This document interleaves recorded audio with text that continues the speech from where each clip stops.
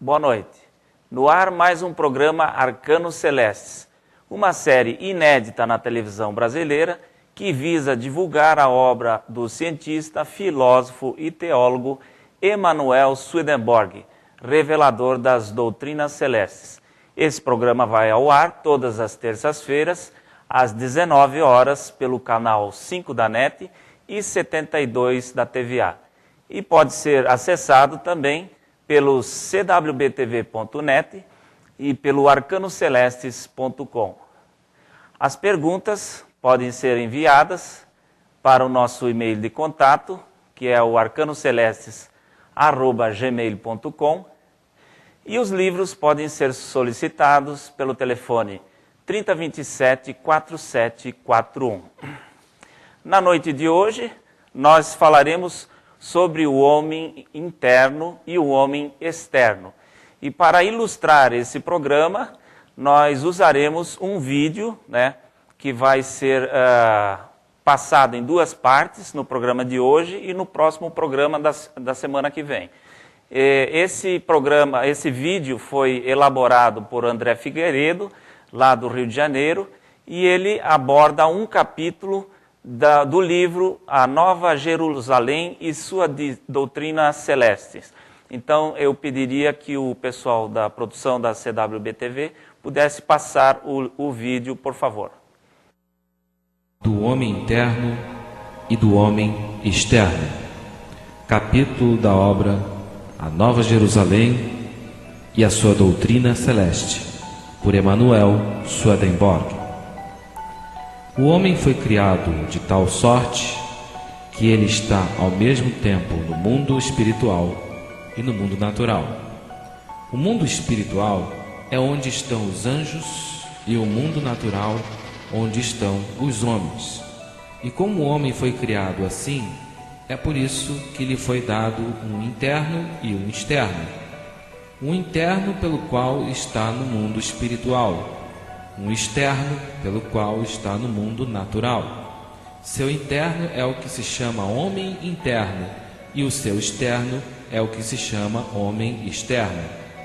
Em cada homem há um interno e um externo, mas de um modo nos bons e de outro modo nos maus.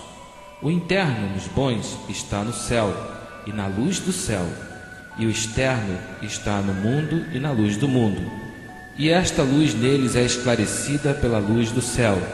E deste modo o interno e o externo fazem um, como a causa eficiente e o efeito, ou como o anterior e o posterior. Mas nos maus, o interno está no mundo e na luz do mundo, e nesta luz está também o externo. É por isso que eles não veem coisa alguma segundo a luz do céu, mas veem unicamente segundo a luz do mundo, luz que é chamada por eles clarão da natureza. Daí vem que as coisas que estão no céu estão para eles na obscuridade, e as coisas que estão no mundo estão na luz. Por isso é evidente que para os bons há homem interno e homem externo, mas para os maus não há homem interno, mas somente homem externo. O homem interno é o que se chama homem espiritual, porque está na luz do céu, luz que é espiritual. E o homem externo é o que se chama homem natural, porque está na luz do mundo, luz que é natural. O homem cujo interno está na luz do céu e o externo está na luz do mundo é homem espiritual quanto a um e outro. Mas o homem cujo interno não está na luz do céu, mas está somente na luz do mundo, em que está também o externo, é homem natural quanto ao interno e ao externo. O homem espiritual é o que na palavra se chama vivente, e o homem natural é o que se chama morto. O homem cujo interno está na luz do céu e o externo na luz do mundo pensa espiritual e naturalmente, mas então o seu pensamento espiritual influi no seu pensamento natural e aí é recebido. O homem, porém, cujo interno e externo estão na luz do mundo, pensa não espiritualmente, mas materialmente, porque pensa segundo coisas que estão na natureza do mundo, que são todas materiais. Pensar espiritualmente é pensar as próprias coisas em si, ver os veros segundo a luz do vero e perceber os bens segundo o amor do bem. Além disso, ver também as qualidades das coisas e perceber-lhes as afeições, abstração feita da matéria. Mas pensar materialmente é pensar, ver e perceber estas coisas conjuntamente com a matéria e na matéria, portanto, relativamente, de uma maneira grosseira e obscura.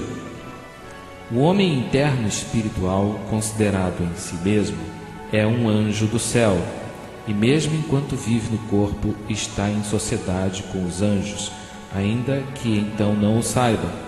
E após se desembaraçar do corpo, vem para o meio dos anjos.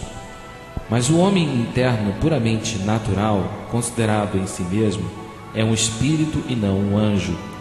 E também, enquanto vive no corpo, está em sociedade com os espíritos, mas com aqueles que estão no inferno.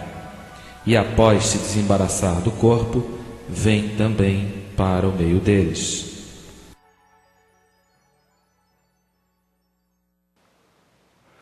Muito bem. Este e outros vídeos podem ser acessados pelo site que a produção vai colocar aí na tela. Então vocês podem entrar na internet e ver os vídeos produzidos por André Figueiredo. Então, prosseguindo este programa, nós temos mais uma vez a grata satisfação de ter conosco o reverendo Andy Hyman, e nós vamos fazer então a primeira pergunta para ele, que é a seguinte: nós ouvimos neste vídeo que o homem externo está no mundo, mas que também há um homem interno, que é muito pouco conhecido. Então, nós perguntamos por que esse homem interno é pouco conhecido. Boa noite, reverendo. Boa noite, obrigado por me ter aqui. Olha, a razão que o homem externo, o homem interno não é conhecido, porque quando a pessoa pensa sobre as coisas do mundo, ele acha que a realidade está aqui. Ele pensa que essas coisas são a realidade e que os pensamentos deles vêm do mundo. Então, por isso que ele identifica a realidade neste mundo. E muitos têm até alvos neste mundo. Dinheiro, pode ser fama, pode ser muitas coisas. Uma companhia, coisas que está para melhorar o mundo, mas não está pensando em coisas interiores.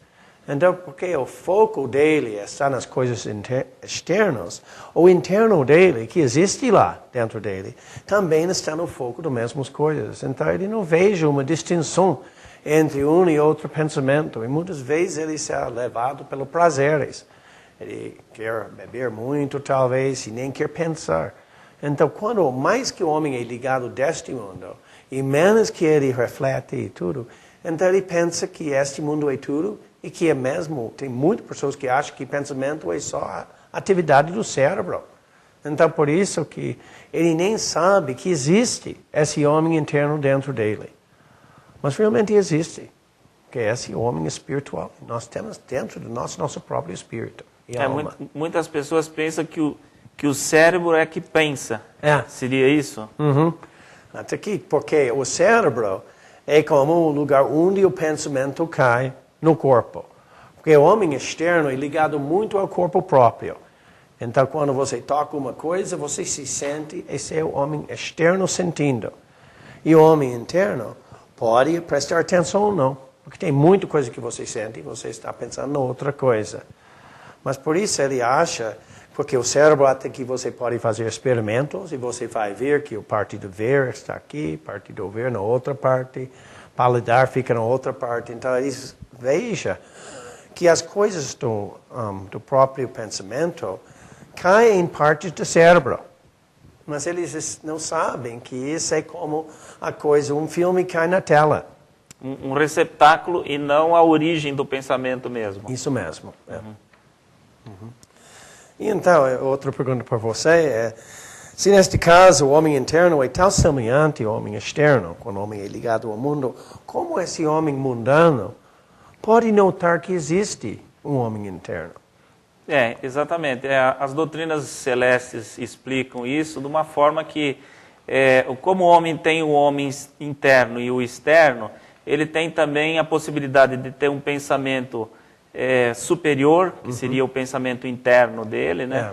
E um pensamento mais externo, que é o pensamento inferior, né? Chamado pensamento inferior. Então, através desse pensamento interior e mais elevado, ele pode se aproximar das verdades que estão na palavra, né? E que vêm justamente dos escritos dos livros sagrados, que não precisa ser necessariamente a Bíblia, né? Pode ser outros livros como o Alcorão, como os livros antigos indianos, né? E dessas religiões mais antigas, né? Mas que eles são produtos de uma mensagem celeste para a humanidade, naquela cultura, naquele determinado povo. No caso aqui, nós tratamos mais da Bíblia, que é a palavra de Deus e que nós consideramos como a genuína revelação para a humanidade. E quando o homem, então, se envolve com o pensamento mais elevado, que é o que nós chamamos o pensamento interno, ele tem condições de, do alto dessa elevação de pensamento, olhar para o que a sua vontade, que está lá embaixo, do que essa vontade se ocupa quando ela está com o pensamento mais baixo, né? O mais externo, né? E aí, então, o homem tem condições de refletir, né? Sobre a sua real condição, sobre o que a sua vontade realmente quer quando ele está com o pensamento mais inferior, mais embaixo, né? É por isso que até é chamado homem. Porque uma besta não tem esse homem interno. Essa capacidade de refletir. Ele quer uma coisa, ele veja. Ele talvez veja alguma outra coisa em vizinhança e pensa, não, se faz isso, vai ter isso, mas ele não está olhando o próprio pensamento dele. Mas o homem tem uma habilidade para ele olhar o próprio pensamento. Que ele pode vir e pensar uma coisa e dizer, eu estava pensando isso, eu estava gozando isso, eu estava com raiva.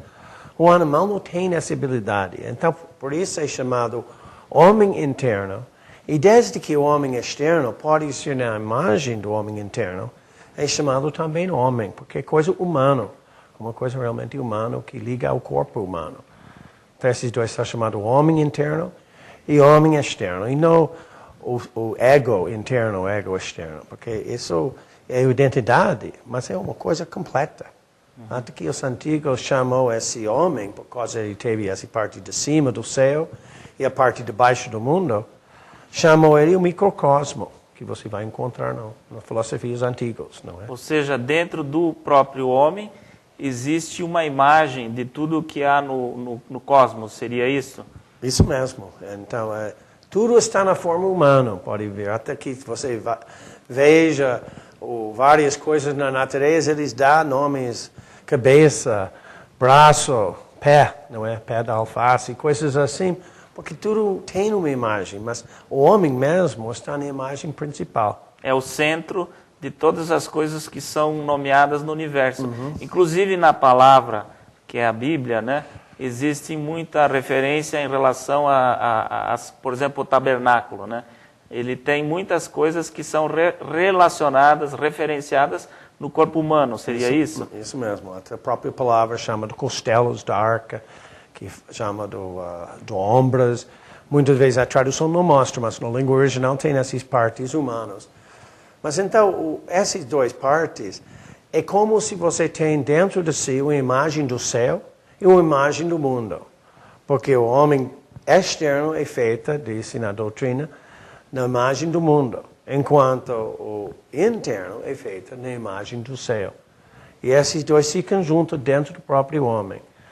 Mas é uma pena que o homem que pensa só nas coisas mundanas está perdendo uma oportunidade de gozar um pouco coisa celeste na vida dele aqui. Sim. Ele fecha o canal que liga, que no caso receberia o pensamento do céu, que é através do seu homem interno, e fica só com o homem externo, recebendo as coisas do mundo, né?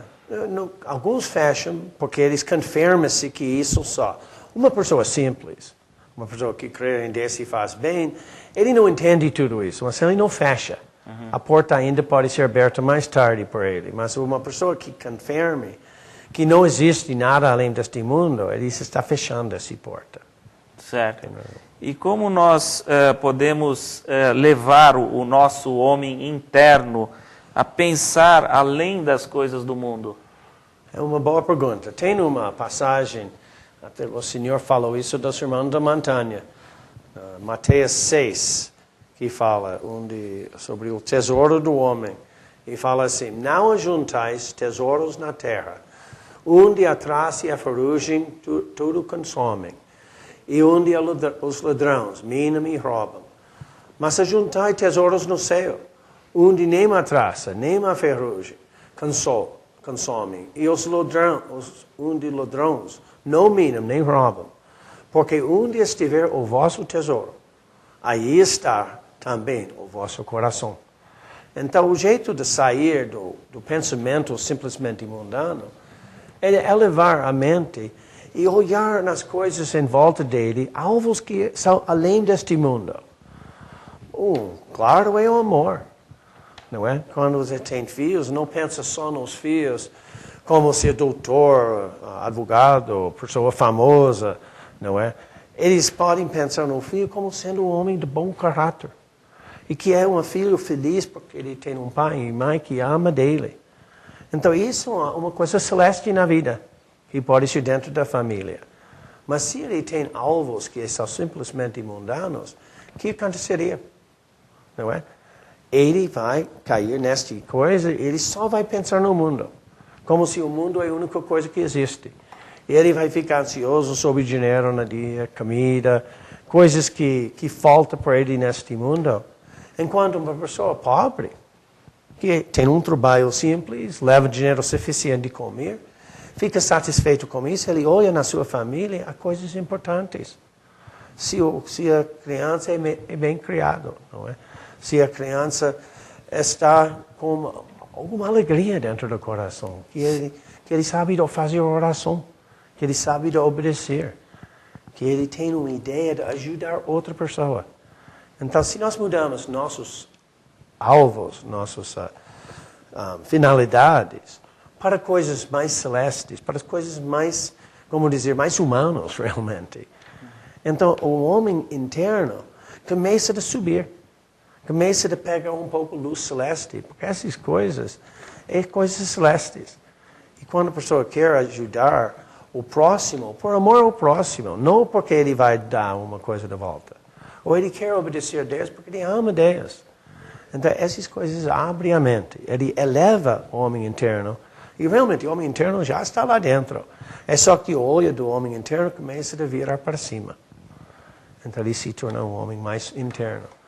Não é muito complicado, não. Ou seja, então, o que valeria mais no despertar desse homem interno, o meio de a gente despertar esse homem interno é olhar para as coisas que são perenes, ou que são que permanecem depois que se deixa esse mundo.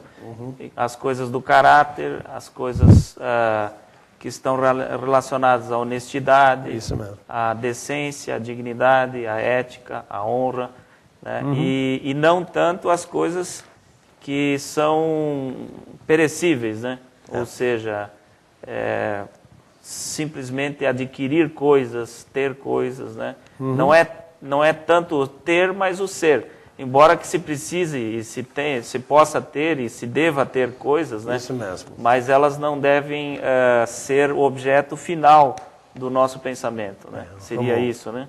Por exemplo, o pai que fica preocupado em um estudante aprender para ele pegar um bom trabalho, é só para ele ter uma casa boa, um dinheiro na casa, e fora dessa pobreza, e não pensa no uso próprio que o filho vai fazer, que se isso vai ser útil. Se ele ser médico, se ele acha que esse médico vai servir o povo, por amor do povo, ou se ele vai servir o povo porque ele ganha mais dinheiro daquilo. Então, esse é um bom jeito de pensar sobre nossos alvos. E se nós botamos... E outra coisa, se nós estamos sozinhos, as coisas celestes nós podemos ter dentro da nossa mente. Quer dizer, é o homem interno, não depende do homem externo tanto. Não há dúvida se tem tragédias em volta, tem calamidades, pessoas que nós amamos estão sofrendo, o homem interno também vai sofrer. Não por causa da coisa mundana, mas por causa do sofrimento da pessoa que nós amamos. Mas eu não estou falando disso, eu estou falando do alvo. Por que está sofrendo? Não é? Está sofrendo porque é envergonhado, porque foi pego roubando alguma coisa? Ou está sofrendo porque ele viu uma pessoa que ele ama sofrendo, não é? É pegado, não é? E muitas vezes também tem essa questão, até tivemos um programa anterior, em que, se não me engano, foi o ministro Vicente que comentou, e ele falou que a diferença entre o homem bom e o homem mau não é porque o homem bom seja bom em si, né?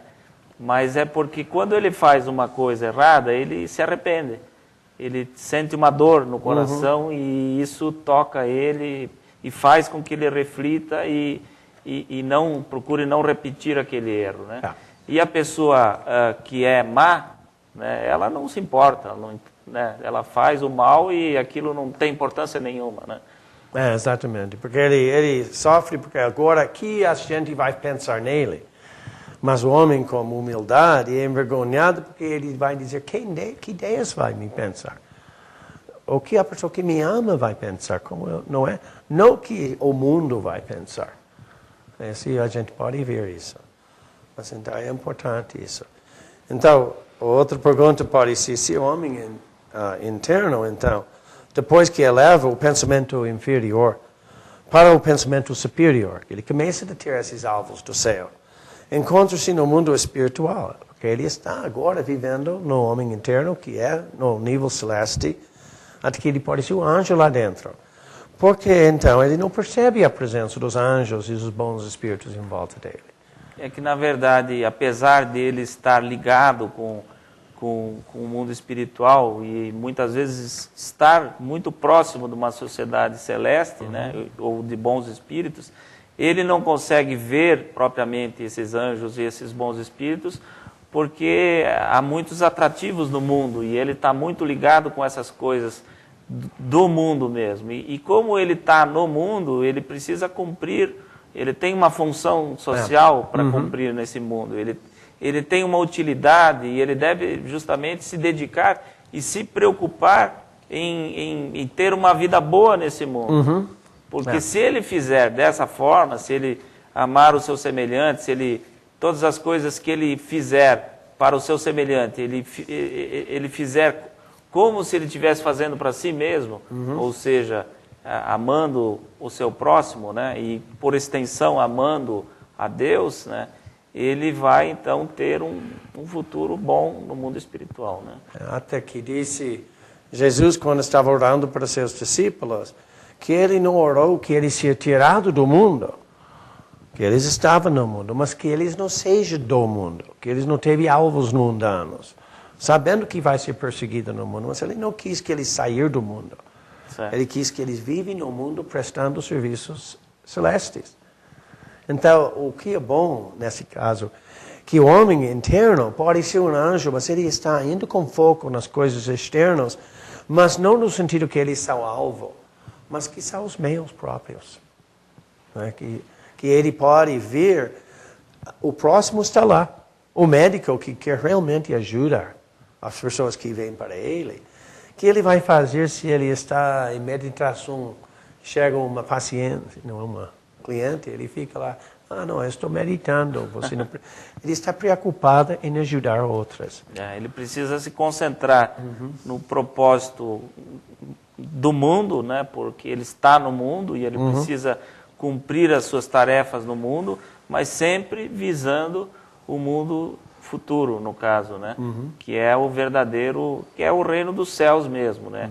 É a eternidade onde a vida realmente vai acontecer na sua plenitude, né? Isso, e também ele está olhando não só a vida eterna para ele, mas a vida eterna das outras. Exatamente. Então, e quando ele chega no outro mundo, não vai mudar muito. Que ele vai ter pessoas em volta dele, ajudando deles, não é? Então, certo. Então, como o nosso tempo está se esgotando, eu só queria salientar que este programa e também o programa da próxima semana, ele está contido neste livro chamado A Nova Jerusalém e Sua Doutrina Celeste. É um livro que foi publicado em 1945 no Brasil, um livro bem antigo, mas que contém um verdadeiro tesouro para a humanidade, né? Mais uma vez eu gostaria que o pessoal da produção colocasse então o endereço eletrônico do site produzido por André Figueiredo, lá do Rio de Janeiro, que gentilmente nos cedeu esses vídeos que nós estamos trabalhando neste e no próximo programa. Então, eu gostaria de agradecer mais uma vez a presença do reverendo Andy Heilman. prazer meu. E agradecer a todos vocês que nos assistem, que são o verdadeiro motivo de nós estarmos aqui.